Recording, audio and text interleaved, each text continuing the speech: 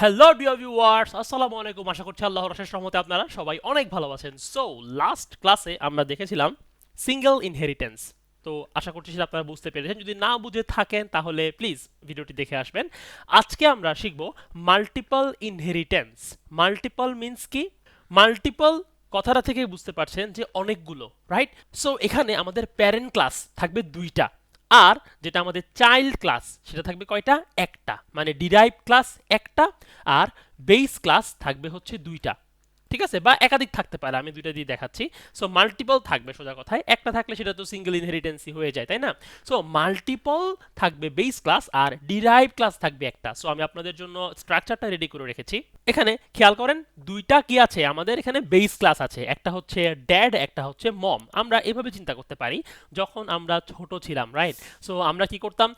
বাবার কাছ থেকে টাকা নিতাম, তারপরে মায়ের কাছ থেকেও মাঝে মধ্যে টাকা পয়সা নিতাম। তখন আমাদের নিজস্ব একটা কি হইতো? ব্যাংক ব্যালেন্স হইতো, তাই না? সো এই যে বাবার কাছ থেকে টাকা নিচ্ছি, আবার মায়ের কাছ থেকে নিচ্ছি, তার মানে কি আমরা মাল্টিপল পিপল থেকে ভ্যালু নিচ্ছি, right? So multiple base class থাকবে, আর একটা থাকবে কি? ডিরাইভ ক্লাস, যে ওই দুইটা বেস ক্লাসকে ইনহেরিট করে থাকবে।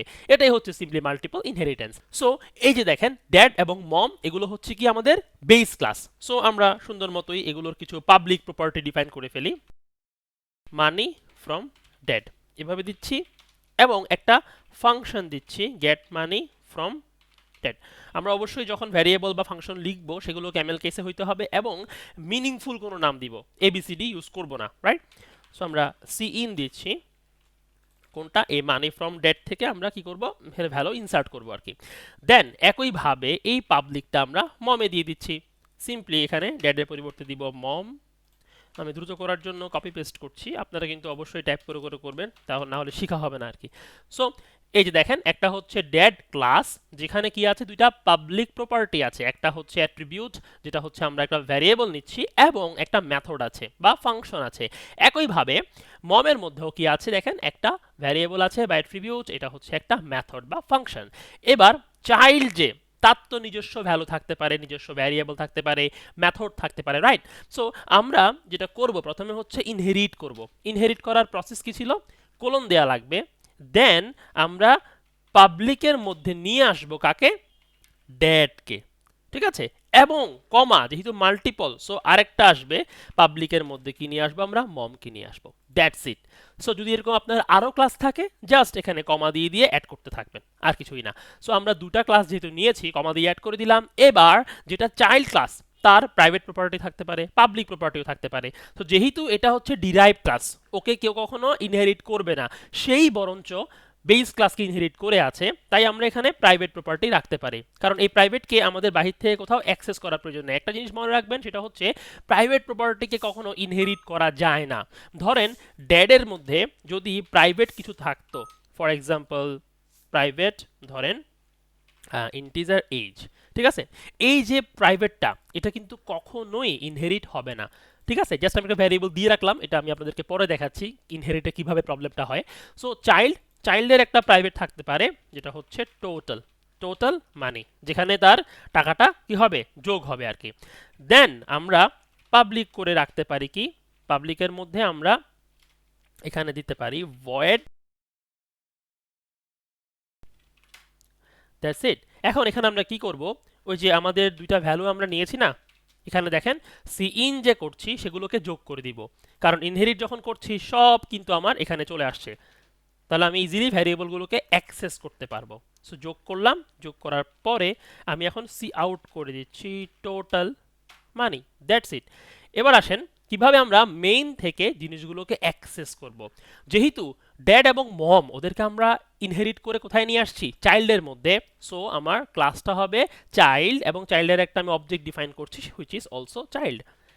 ওকে, এবার এই চাইল্ড দিয়ে দেখেন আমরা যখনই ডট দিব, আমি কি কি অ্যাক্সেস করতে পারবো সে আমাকে এখান থেকে দেখাচ্ছে। যেহেতু এগুলো প্রাইভেট প্রপার্টি, এইজ এবং টোটাল মানি, তাই এদেরকে আমি অ্যাক্সেস করতে পারবো না। যদিও বা আমি চাইল্ড ক্লাসের মধ্যেই আছি, তাও আমি এদেরকে বাহির থেকে অ্যাক্সেস করতে পারবো না। প্রাইভেট প্রপার্টিকে কখনো বাহির থেকে সরাসরি অ্যাক্সেস করা যায় না, সেটা বেস ক্লাসের হোক বা যে ক্লাসের আমি অবজেক্ট ডিক্লেয়ার করছি সেই ক্লাসেরই হোক না কেন, সেগুলোকে কি করা যাবে না? অ্যাক্সেস করা যাবে না। ওকে, সো আমাদের প্রথম কাজ কি, আমাদের এই ড্যাডের যেটা গেট মানি ফ্রম ড্যাড ওটাকে কল করতে হবে। ওটাকে কল করলে সে একটা ইনপুট নিয়ে নিবে এই ভ্যারিয়েবলের মধ্যে। Then get money from mom okay call করতে হবে। ওকে কল করলেও কি করবে, একটা ইনপুট নিয়ে নেবে ওর মধ্যে। সো আমরা এখানের মধ্যে প্রথমে লিখি get money from dad. Okay, যেহেতু ফাংশন আমাদের প্যারেন্থেসিস দিতে হবে। Then child dot get money from mom. Okay, again parenthesis. So দুইটা মেথড কল করলাম এবং দুইটা ফাংশন কল করার কারণে সে দুইটা ইনপুট নিবে। নেওয়ার পরে যোগ করবে কোথায়, তার নিজস্ব যে মেথডটা আছে সেখানে। সো আমরা কি করব, এখন তার নিজেরটাকে কল করব, total money. That's it. So যখনই আমরা ওকে কল করব, যেহেতু এখন সব কিছু আমার কোথায় আছে, এই চাইল্ডের মধ্যে আছে, দ্যাট মিনস পাবলিক ড্যাড যখন আমরা লিখছি, ড্যাডের যেসব প্রপার্টি আছে উইদাউট এইজ সে পাবলিকগুলোকে নিবে শুধুমাত্র। সো মানি ফ্রম ড্যাড এবং মেথডটা কোথায় আছে, আমার চাইল্ডের মানে যেটা ডিরাইভ ক্লাস ওটার পাবলিকের মধ্যে আছে। দ্যাট মিনস এই ভ্যারিয়েবলটা এখানে আছে এবং এই যে ফাংশনটা সেটাও এখানে আছে। যখন আমরা পাবলিক মমকে ইনহেরিট করছি কি হচ্ছে দেখেন, এই যে মমের যেটা আছে ভ্যারিয়েবল বা অ্যাট্রিবিউট ওইটা এখানে আছে এবং তার যে মেথডটা ছিল সেটাও এখানে আছে। সো ইনহেরিট করার কারণে এই পাবলিক প্রপার্টিগুলো চলে আসছে কোথায়, চাইল্ডের পাবলিকের মধ্যে। ঠিক আছে, ফাইন। চাইল্ডের তো নিজস্ব একটা মেথড আছেই। সো আমাদের প্রসেসটা খেয়াল করতে হবে, আমরা প্রথমে কল করছি কাকে, এই মেথডটাকে, যাতে সে একটা ইনপুট নেয়। ওকে কল করছি যাতে ও একটা ইনপুট নেয়, দেন যোগ করে আমরা আউটপুটটা দেখাই দিব। ঠিক আছে, এভাবে সিরিয়ালি আপনাকে কল করতে হবে। আপনি যদি এটাকে আগে কল করে দেন তাহলে কিন্তু হবে না, আপনি আউটপুটে এই ভ্যালুগুলোকে পাবেন না, কারণ আপনি তখন ইনপুটই নেন নাই, তাই না? সো সিকোয়েন্সটা মাথায় রাখবেন, আমাদের অবশ্যই এটাকে পরে কল করতে হবে। এবার যদি আমরা রান করি, এই যে দেখেন উইন্ডো আসছে। সো আমি ইনপুট দিচ্ছি, ধরেন আমি ড্যাড থেকে নিলাম 1000 টাকা, মম থেকে নিলাম 100 টাকা, তাহলে আমার কত হবে, টোটাল 1100 টাকা। ঠিক আছে, সো এটাই হচ্ছে আউটপুট। তাহলে আমরা মোটামুটি বুঝতে পারলাম যে কিভাবে মাল্টিপল ইনহেরিটেন্স করতে পারবো। আচ্ছা আসেন, যে আমার তো এখন বড় বোনও আছে, মানুষজন বড় বোন থেকেও কিন্তু টাকা পয়সা নেয়, রাইট? সো আমি এখানে দিলাম সিস্টার,